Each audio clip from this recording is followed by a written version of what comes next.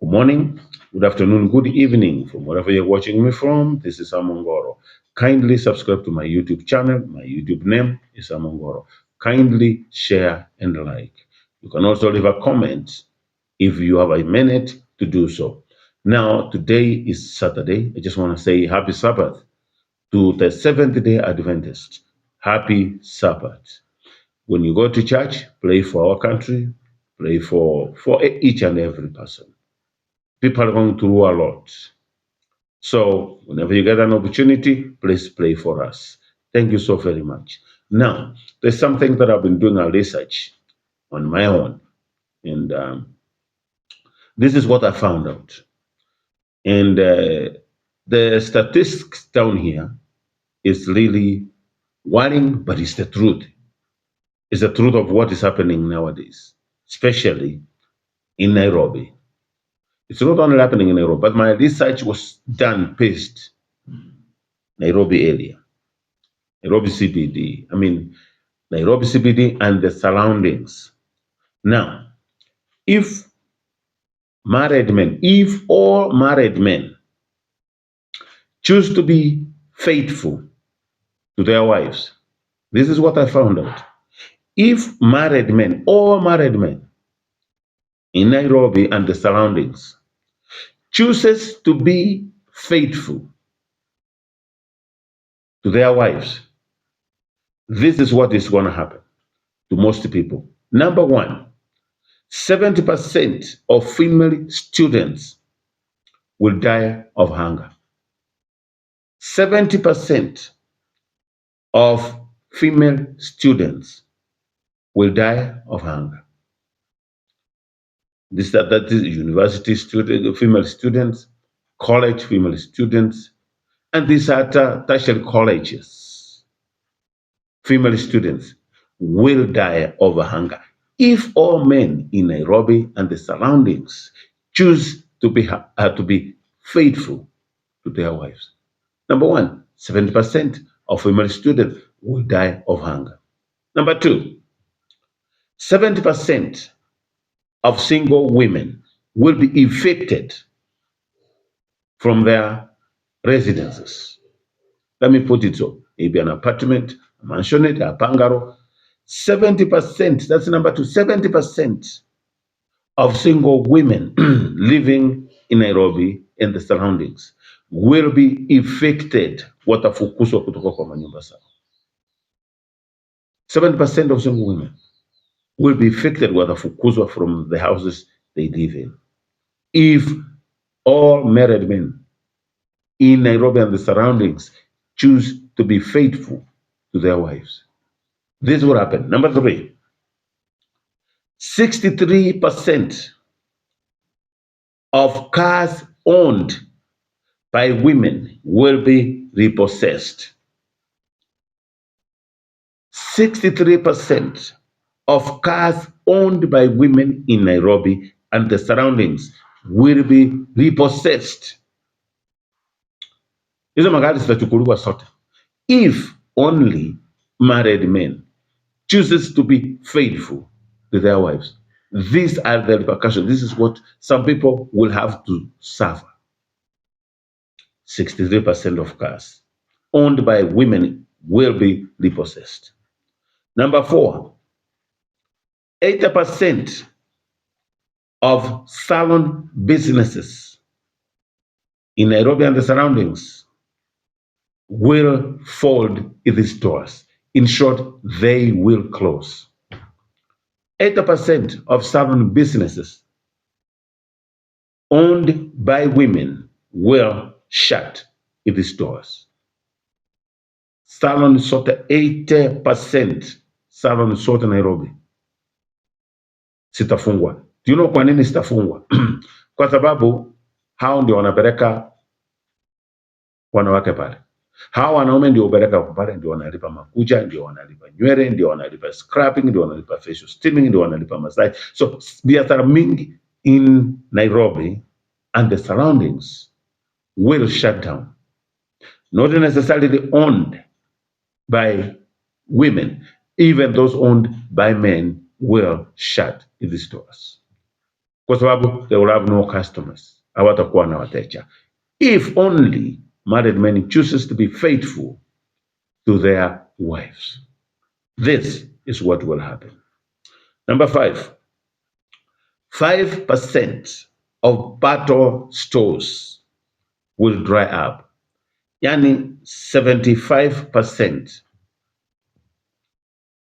of liquor stores and the bars will close.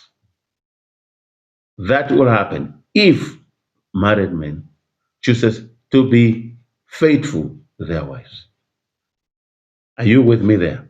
Because hizo bar na pombe siku hizi hazitauza, wanaume wakiamua, because wao ndio wanaleta customers, ndio wananunua, ndio peleka walembo there kununulia pombe Mfatie hii nyama, leta hii, sitafunga. Liquor stores, majority of them in Nairobi and the surroundings will shut down. They run dry. Nobody. Wewe sawa hiyo unaona siku hizi wale wasichana wadogo wanakunywa pombe kama mababa sao kitambo. Have you seen how liquor nowadays and drug abuse inatumika hapa nje kweli? Sasa kile kitu nilikuwa nataka kusema, aje niseme kwa Kiswahili.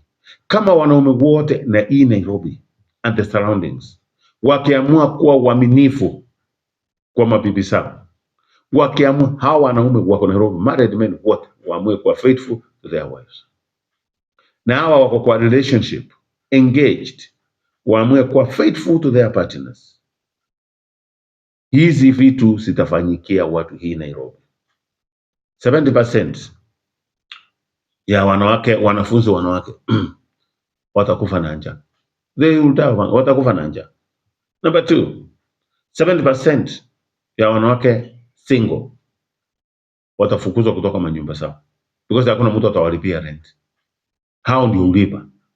Number 3, 60% ya ile magari ile imeoniwa na wanawake na wasichana itakuwa repossessed, itachukuliwa tu kwa sababu nobody will finance it anymore, hata kuwekwa mafuta. Hata wanaume wenyewe wakikasirika wataichukua from them. Number 4, 80% ya salon business Nairobi and the surroundings zote zitafungwa kwa sababu hazitakuwa na wateja. Hawa wanaume ndio upeleka wanawake pale, walipe nywele, walipe makucha, walipe steaming, walipe facial, walipe everything is them, so zitakosa wateja. And number 5, 75% ya liquor stores, hizi stores za kuuza pombe and the bars zitakosa wateja kwa sababu hawa wanaume hawatapeleka walembo pale kuwanunulia. I'm telling you, liquor store is 75% hizi maduka ya kuuza pombe sitafunga, asitapata customers. So the question I was asking myself is, so if married men does the right thing or chooses to be faithful to their wives, a lot of people will suffer. But again, I want to ask a simple question. Should married men continue supporting the luxurious life of different women, and yet themselves they are not financially able? They are not financially to sustain themselves. Now, you can't even sustain your family financially. Your family is not living a comfortable life. Why should you involve yourself in things that you cannot manage? Remember, my brother, there were so many people who were there. There's so many people who have been there before you. Kuna watu wengi walikuwa mbele yako. They had money. Watu who thought wamefika. Enda nyumbani, uone wale watu those uncles that were really respected in the area. Those uncles who really were respected, who is who in our society, in our community. Now they have retired. They're home. You know them. And I want to say, just because they were living the life of luxury, they lived a life that was beyond their means. And at the end of the day, my brother, if I were you, I'll ask all men to be faithful to their wives. Hapa Nairobi, if honestly married men chooses to be faithful to their wives, believe me you, hata hii magonjwa ya sexually transmitted diseases sitapunguka. Kwa sababu, do you know why it is so rampant? Kwa nini STDs ziko so rampant? Because unapata mwanaume mmoja anaenda na huyu msichana na anaenda na huyu na anarudi kwa bibi yake na bibi yake maybe anaenda na mwingine na anasunguka. So hiyo ugonjwa inasunguka. Inasunguka. By the way, what I'm just saying here is true. But again, I cannot make a choice for you. You make a choice for yourself, my brother. Now, there's a guy I know very well. This guy was going out with a house girl. His own house girl. The house girl had HIV. So akaipata. And then anaenda anarara na bibi yake, akabea bibi yake. Then the sons, 2 sons, were going with the same house girl. So the father, the 2 sons, and the mother got HIV from one person who was the house girl. Suppose this guy had chosen to be faithful, hii haingefanyika. Maybe watoto wake wangeenda, yeye abaki kama the head of the family. Sasa unaona yeye alilala. Then sasa msee, ile stigma ya society ilimuua, alikufa haraka sana. Then the sons kusikia warana, the house girl who the father used to sleep with, wote walikufa. So the mother alibaki nyuma, bibi ya huyo jamaa alibaki nyuma. Now then the younger brother, knowing exactly what has killed the brother and his 2 children, aliamua kuinherit. We're coming from a society where wife inheritance is inevitable, but it's a choice also. Now, this guy inherited his older brother's wife, who is suffering from HIV. Guess what? This young brother was also married. So he got AIDS from the brother's wife. Then he took it to his what? To his wife. Now you tell me how many people have lost life in that particular family just because of one sin. How many? You tell me how many? How many? You know, one thing I know and I believe, my brothers, let me tell you something. It's very easy to be faithful, but hii last na hii pesa kidogo kidogo ndio unaona inaleta hii shida yote. But at the end of the day, choose wisely. It is your life. Keep something for your retirement, my brother, so that when you retire, you'll have something to lean on. Let us not depend so much on our children, that we're educating our children, sending them to good schools, so that when we grow old, they will take care of us. Our children nowadays don't give them more. Ukweli, they don't give them more. So invest something kidogo just for yourself. Don't waste your money here on women and the sex. And at the end of the day, there's no certificate that you'll get just because your body count is 1 million plus. By the way, there are some people, their body count, they cannot even, they have lost the number. They don't know. Just because it's too much. My brothers, invest something for your retirement. Hawa wanawake, in case hauna pesa, ufinance their lifestyle, hawatakupenda. Sasa wewe unafikiria unapendwa, lakini ni pesa yako inapendwa. Na especially right now when the economy is so bad, it's doing so bad. You are there kutupa pesa yako huku na kule. Pesa kutafutwa huwa ni ngumu, lakini ikiingia nayo kuispend inaenda kama wildfire. So the choice is yours, my brothers. And to be a man is not on how many women you go out with. If a man tells you that he's responsible, angalia the family, angalia watoto wake na bibi yake. Then from there you make your own judgment. You know, empty tables make the loudest noise. Now, na hawa wanawake vile pesa ikisha na wao wanapotea vivyo hivyo. So my brothers, leo nilikuwa tu nawapa advice tu kadogo. Wacha kuharibu pesa. Wacha kuharibu pesa. Use your money wisely. Because tomorrow is a mystery. Hakuna mwenye anajua kesho. Use your money wisely. Stop supporting lifestyles of different people. And now wanawake wote unaenda now, you are not the only one. You may believe and made to trust that you are the only one. My brother, believe me. There's a story I gave one time of a guy who was married and had a side chick. Alidrop huyo walisinda na huyo msichana vizuri sana mpaka saa 5 ya usiku, akamdrop kwake, na huyo mwanaume ndiye analipa nyumba, stima, kila kitu ni yeye ulipa. So akampeleka amdrop kwake saa 6, akaenda kwa bibi yake. Lakini this guy was wise, akafikiria nimemdrop kwake saa 5, akaenda akajizunguza 1 hour and a half, akasema let me go back nione kama yule mwanamke ako kwa nyumba. Halienda hakumpata. Guess what? Alimtrack mpaka akampata kwa baa ingine Thika Road, ana alikuwa na mwanaume mwingine. So wewe unafikiria nimemdrop saa 6, sasa amechoka tarara ngo wapi? Shock of the year. The guy was shocked. I don't know if the guy continued to the relationship or not, but that was a wake up call. Do you see vile hii magonjwa inasunguka? My brother, uko na wife here Mombasa, iko the same place to pale, the facilities are the same.